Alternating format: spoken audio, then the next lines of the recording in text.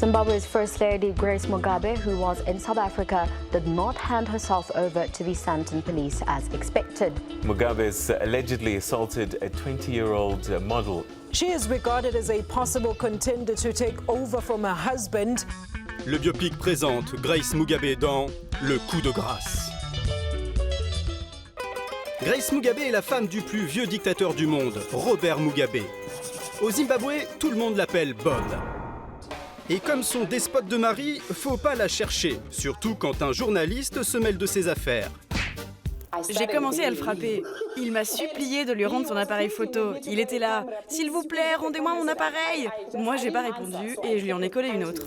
Ou quand une bien jolie mannequin s'approche trop près de ses fils à son goût, elle la frappe à coups de rallonge électrique. C'est ce côté sanguin qui a séduit Bob.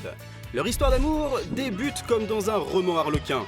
À l'époque, Robert est un tout jeune Premier ministre de 62 ans et Grace, l'une de ses secrétaires, n'en a que 21. Au début, je le voyais plutôt comme un père. Mais leur relation évolue vite. Seul problème, Bob est déjà marié. Sa femme légitime, Sally, est atteinte d'un cancer en phase terminale. Elle n'a certainement plus la force d'assouvir les désirs de son mari. Il m'a dit qu'il en avait parlé avec sa femme et qu'ils étaient à peu près d'accord. Le couple donne naissance à 2 enfants et attend gentiment le décès de l'épouse officielle pour célébrer leur union devant un parterre d'invités prestigieux. Entre-temps, Bob est élu président et Grace devient donc la première dame du Zimbabwe. Une première dame très critiquée. On lui reproche de parcourir le monde pour dépenser des fortunes avec la carte bleue présidentielle dans les enseignes les plus luxueuses comme chez Harrods à Londres. La seule chose que j'ai achetée chez Harrods, des noix, parce que j'adore les noix et que je veux manger sainement. Ses détracteurs la surnomment First Shopper, la première acheteuse, et l'accusent de s'enrichir dans le trafic de diamants. Grace s'intéresse aussi à l'agriculture. Son mari lui a confié plusieurs exploitations confisquées à des fermiers blancs.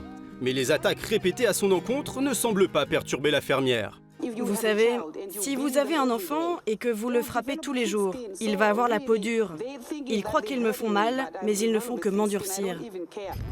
Son mari se rapprochant de plus en plus du sapin, Grace se verrait bien le remplacer au pouvoir. Elle a donc lancé une grande opération séduction. Elle a créé une organisation caritative, la Grace Mugabe Foundation, ouvert des orphelinats et des écoles. Je veux le meilleur pour ces enfants. Elle, qui n'avait aucun diplôme, a obtenu un doctorat en seulement 3 mois, ce qui est remarquable. Pour ses 50 ans, Dr Grace a organisé une grande cérémonie où les invités s'enchaînent pour dire à quel point c'est une femme exceptionnelle. C'est une femme très propre.